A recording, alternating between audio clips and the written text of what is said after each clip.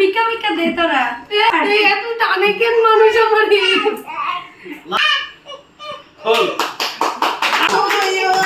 Happy birthday to you. Happy birthday to you. তাড়াতাড়ি ফুদে গরম।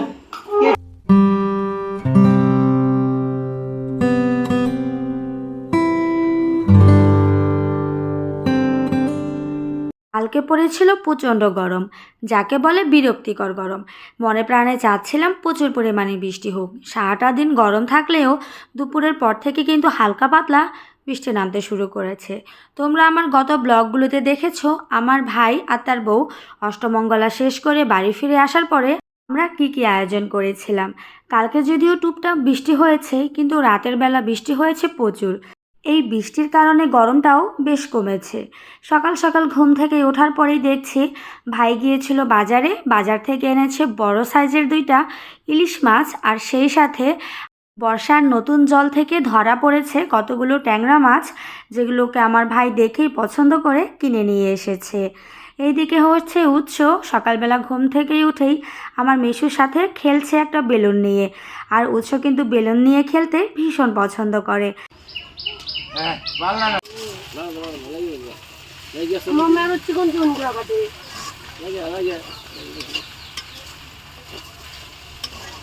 কালকের মতো করে সবাই আজকেও বিভিন্ন কাজ নিয়ে প্রচুর ব্যস্ত।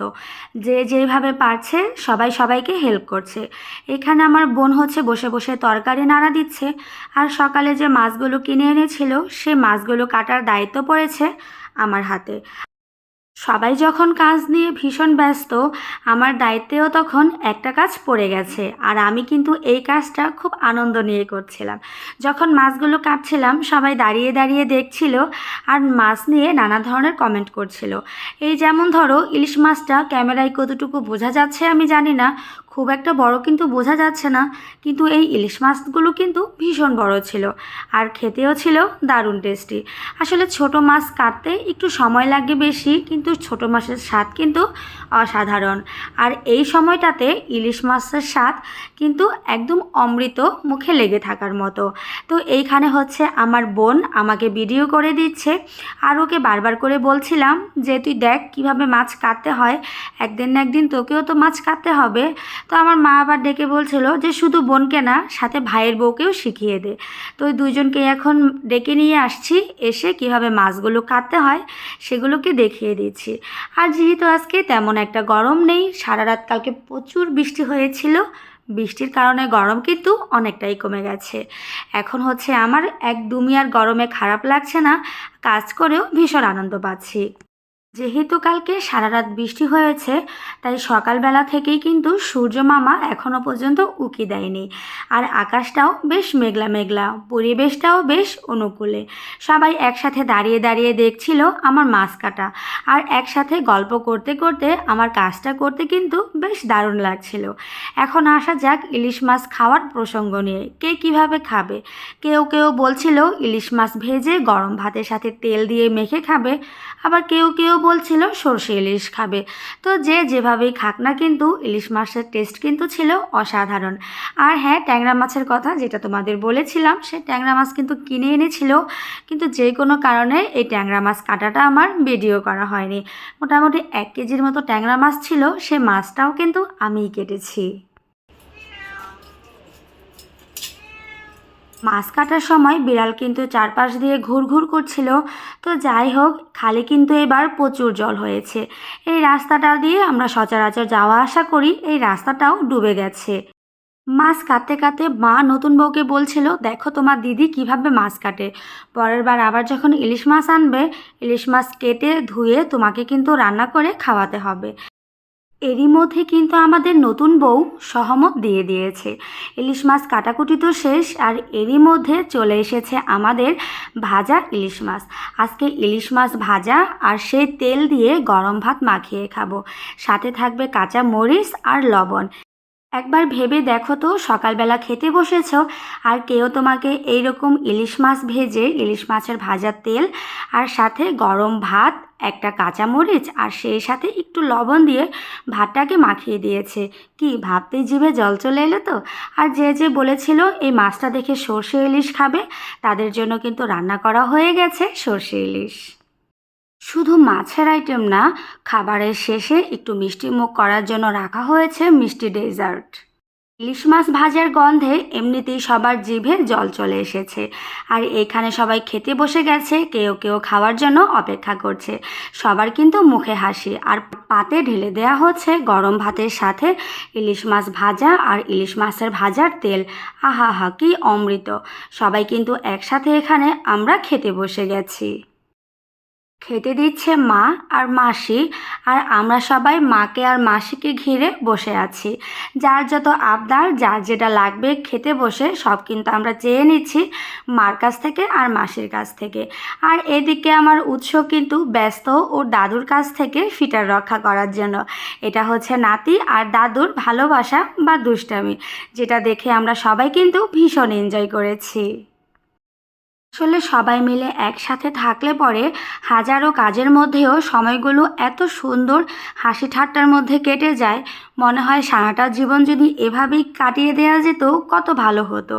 এইভাবে জীবন কাটানোর মধ্যে নেই কোনো প্যারা, নেই কোনো টেনশন, নেই কোনো অশান্তি। সবসময় মনে হয় সবাই মিলে একসাথেই থাকি। গুড মর্নিং বন্ধুরা, কেমন আছো তোমরা সবাই? কালকে রাতের বেলা আমরা ভীষণ মজা করে বেশ চুটিয়ে খেয়েছি। আজকে হচ্ছে পরের দিন সকালবেলা বৌদি এখানে বসে গেছে বৌয়া ভাত রান্না করার জন্য। এই বৌয়া ভাত কিন্তু আমাদের মুন্সিগঞ্জের বিখ্যাত খাবার। তো সবাই মিলে বৌদির কাছে কালকে আবদার করেছিলাম খাওয়াতে হবে বৌয়া ভাত।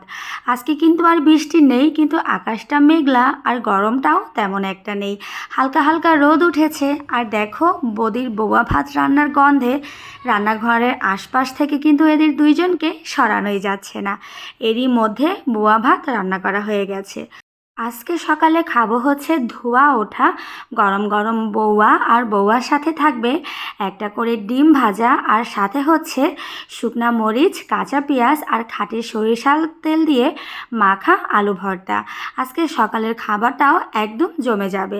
তবে এই বৌয়া ভাতটা যদি খুদের চাল দিয়ে হতো তাহলে কোনো কথাই ছিল না, কিন্তু দুর্ভাগ্য আমাদের ঘরে কোনো খুদের চাল ছিল না, যার কারণে ভাত রান্না করা চালটা দিয়েই কিন্তু আমাদের বৌয়া ভাত খেতে হবে। কখনো মেঘ, কখনো বৃষ্টি। বর্ষাকালে আকাশের অবস্থা বোঝা কিন্তু একটু কঠিন ব্যাপার। একটু আগে আকাশে ছিল ঝলমলে রোদ, এই কিছুক্ষণের মধ্যে আবার ঘন মেঘে কালো করে আকাশ ছেয়ে গেছে, আর এরই মধ্যে নেমে গেছে ঝপঝপ করে বৃষ্টি।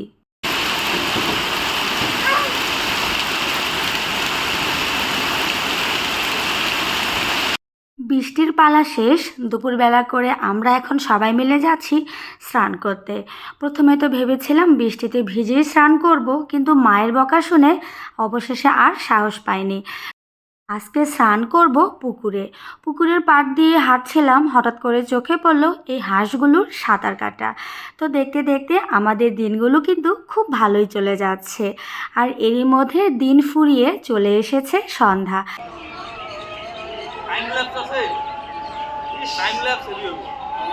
আর হ্যাঁ, আরও একটা কথা, আজকে কিন্তু একটা বিশেষ দিন। আজকে আমাদের মধ্যে কারো একজনের বার্থডে, আর যার বার্থডে আমরা সেলিব্রেট করব সে নিজেও কিন্তু জানে না আজকে আমরা সবাই মিলে তার বার্থডে সেলিব্রেট করছি। সম্পূর্ণ সারপ্রাইজ রেখে আজকের এই বার্থডের অনুষ্ঠানটা আমরা সম্পূর্ণ করব। আমরা এই ঘরে সবাই চুপি চুপি বার্থডে কেকটা বের করছি, আর যার বার্থডে তাকে এখন চোখে কাপড় দিয়ে এই ঘরে নিয়ে আসব। অনেক কিছু ভিক্ষা ভিক্ষা দে তোরা। সর তুই সর। এত টানে কেন মানুষ আমার? লাইটে বলা যাবে না। কি হয়েছে? খোল। Happy birthday.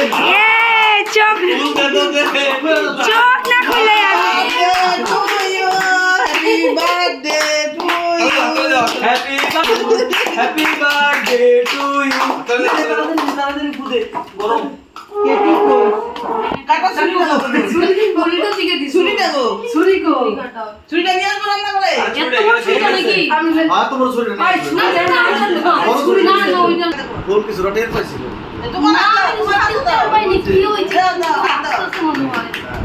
Happy birthday to you happy birthday to you happy birthday to dear ফুড হ্যাপি বার্থডে টু ইউ মাসি আগে মাসি আগে উচ্চরে দে বুঝছো হ্যাঁ বলো ভাই কামড় দে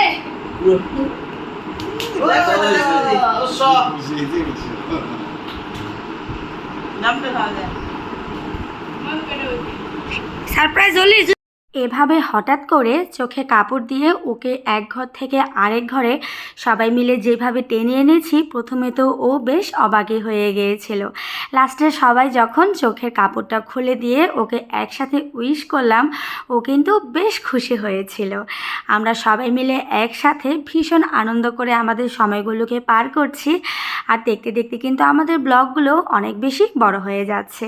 সবাই মিলে বোনের জন্মদিনের অনুষ্ঠানটাতে এত মজা করেছি আর আজকে সারাটা দিন কি করেছি কিভাবে সারাটা দিন পার করেছি সমস্ত কিছুই তোমাদের সাথে কম বেশি শেয়ার করেছি। আশা করছি আজকের এই ব্লগটা তোমাদের কাছে অনেক বেশি ভালো লাগবে। যদি তোমাদের কাছে এই ব্লগগুলো ভালো লেগে থাকে তাহলে একটা লাইক আর কমেন্ট করে জানিয়ে দিতে পারো। সেই সাথে তোমাদের কাছে আমার আরও একটা অনুরোধ থাকবে, আমার চ্যানেলটাকে একটা সাবস্ক্রাইব করে দিয়ে আমার ভিডিওর পরবর্তী যেই কোনো নোটিফিকেশান সবার আগে পেতে হলে তোমাদের আমার চ্যানেলটাকে সাবস্ক্রাইব করে দিয়ে আমার চ্যানেলের পাশে থাকতে হবে। ধন্যবাদ তোমাদের সবাইকে, টাটা।